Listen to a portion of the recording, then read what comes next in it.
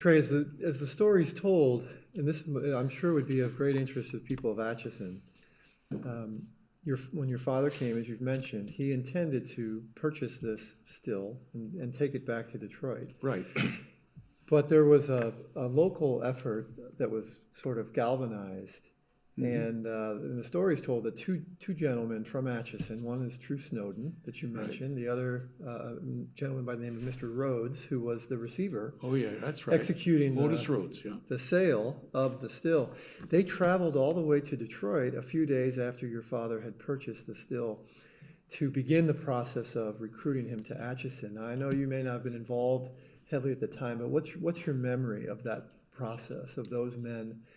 Well, there's no doubt about it. They were quite a few Atchison businessmen eventually were interested in selling Dad and the fact of staying in Atchison.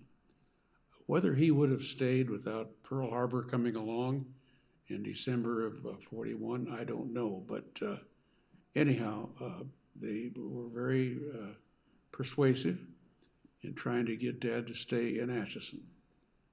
But then when Pearl Harbor occurred, the government kind of indicated to Dad, no, don't move anything, just start that distillery up, and we want you to produce industrial alcohol.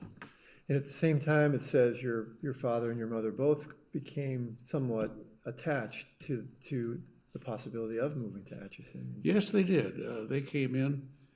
Actually, they stayed in a building which you folks know very well here. It's where Steve Minnis lives now. Oh.